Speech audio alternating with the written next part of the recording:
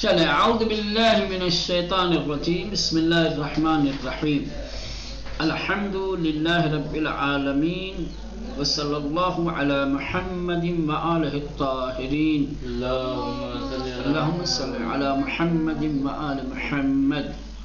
چلیں آج کی بحث ہے صفات حروف کو مخارج حروف کے بعد اب کیا ہے مولانا؟ صفات حروف۔ صفات حروف میں سب سے پہلے آپ کو یہ جاننا ضروری ہے کہ صفات صفت کی جمع ہے۔ صفت کسے کہتے ہیں؟ صفت کہتے ہیں حالت کو، کسی چیز کی حالت کو۔ ٹھیک؟ ہاں، تھوڑی سی توجہ دیں تو بالکل آسان ہے صفات کو سمجھنا۔ مخرج کا مطلب ہوتا ہے حرف کہاں سے ادا ہوگا، کس جگہ سے نکلے گا، اور صفات کا مطلب ہوگا کس طرح نکلے گا، کیسے نکلے گا۔ کہاں سے اور کیسے میں فرق ہے۔ مخرج یعنی کہاں سے، صفت یعنی کیسے، کس طرح، حالت کیا ہوگی۔ تو صفت کا مطلب ہوتا ہے کسی چیز کی حالت، صفت یعنی کسی چیز کی حالت۔ وہ بتایا نا ابھی، دیکھیں اسی میں حالت بیان کرتے کرتے آئے ہیں۔ دیکھا آپ نے ابھی جو حرف دال اور حرف دا مخرج ایک ہی تھا، ٹھیک؟ علی کا ایک نرمی کے ساتھ اور ایک، یہ نرمی اور سختی یہ کیا ہے؟ حالت ہے۔ یہ کیا ہے بابو؟ حالت ہے، اسی کو کہا جاتا ہے صفت۔ یہ صفت کی بحث جو آتی ہے، جو صفت کی بحث کی گئی ہے، کیوں کی گئی ہے اس کی وجہ سنو۔ اس کی وجہ یہ ہے کہ ابھی آپ نے مخارج حروف پڑھا، آپ نے اگر غور کیا ہوگا تو یہ بات سامنے آئی تھی کہ ایک ہی مخرج سے کئی حروف کبھی کبھی ادا ہوتے ہیں۔ ایک ہی مخرج سے، ایک ہی جگہ سے ممکن ہے دو یا چند حروف ادا ہو، جیسے تا دال دا، مخرج تینوں کا ایک ہے۔ تینوں کو ادا کرنے کے لیے زبان کی نوک کو سامنے کے اوپر والے دانت سے ملا کر ادا کر رہے تھے، یہ ان کا مخرج تھا۔ ٹھیک؟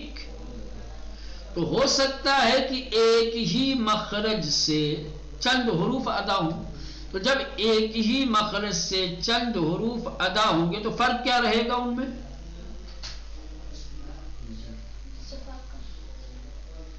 فرق نہیں ہو پائے گا۔ تو ان کے درمیان فرق بیان کرنے کے لیے، فرق کو واضح کرنے کے لیے، فرق سمجھنے کے لیے یہ صفات کی بحث کی گئی ہے۔ کہا مخرج سے فرق نہیں ہوگا، صفت سے فرق ہوگا۔ ایک سختی کے ساتھ نکل رہا ہے، ایک نرمی کے، تو سختی اور نرمی سے فرق پتہ چل جائے گا۔ بات سمجھ میں آئی؟ ہاں۔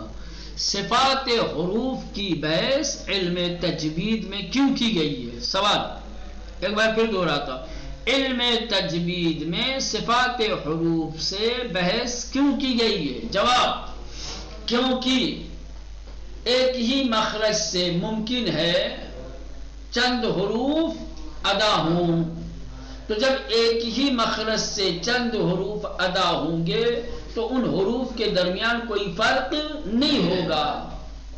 ٹھیک؟ جبکہ تین الگ الگ حرف ہیں، دو الگ الگ حرف ہیں، جب حروف الگ الگ ہیں تو پتہ ہونا چاہیے کہ کون سا حرف تلفظ کیا جا رہا۔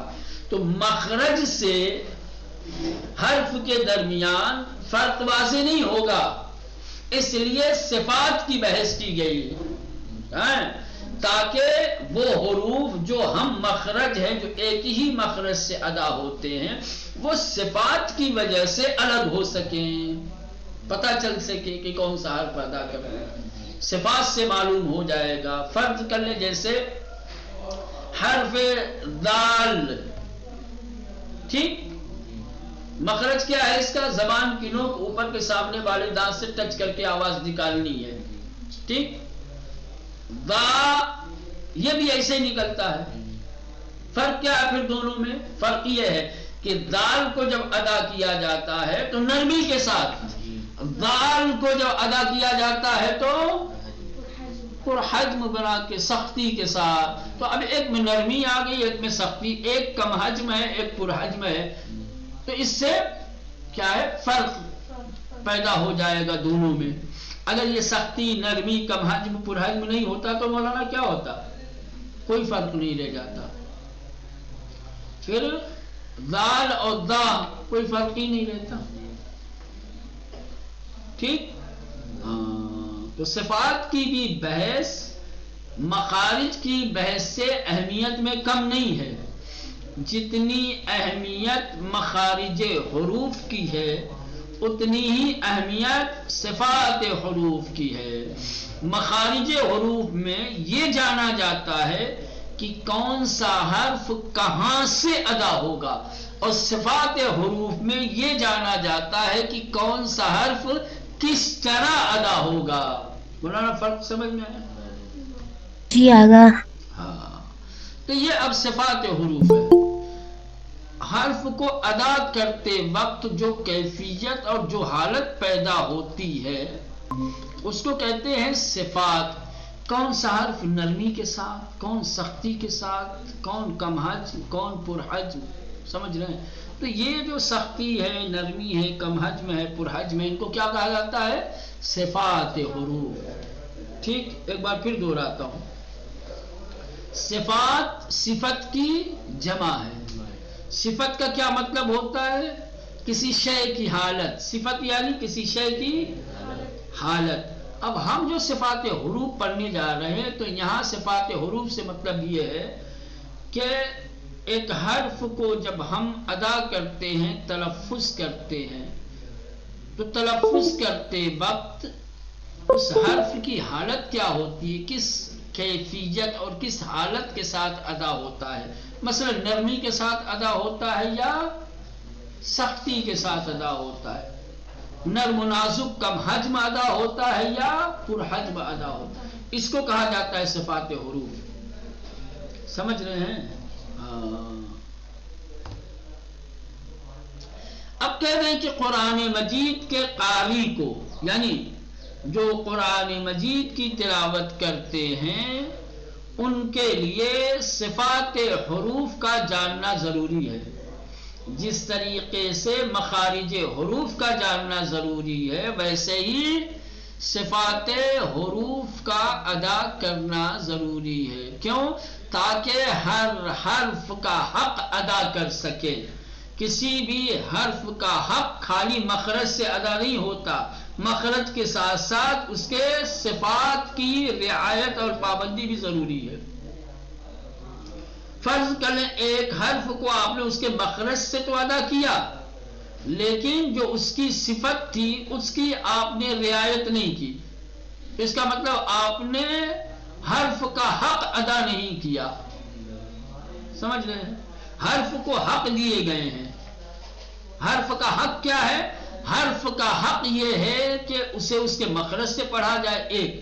دو، اس کے صفات کے ساتھ پڑھا جائے.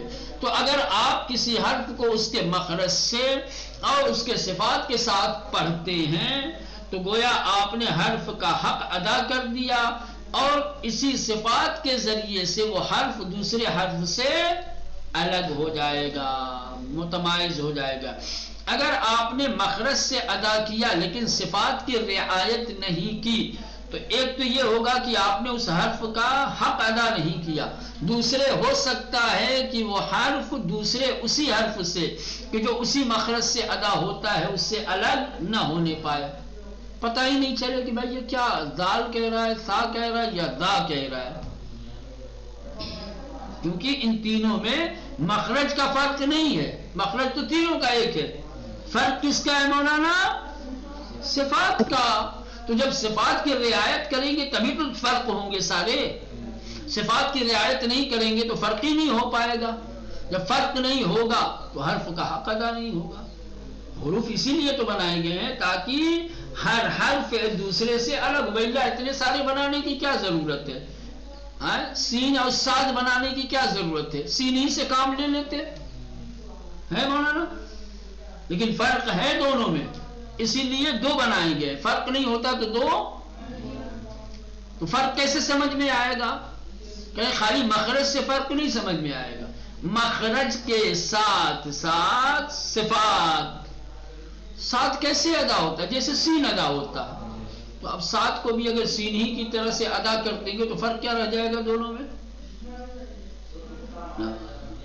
ساتھ کو پرحجم بنا کر کے ہے مولانا، مفخم بنا کر کے پڑھا جاتا ہے صاد.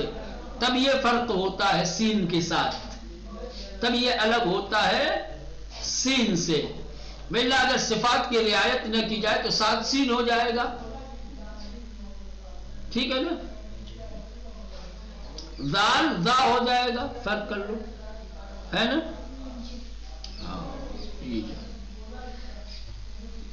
چلیں اس کتاب میں ان صفات حروف کو بیان کیا جائے گا کہ جو زیادہ استعمال ہوتے ہیں.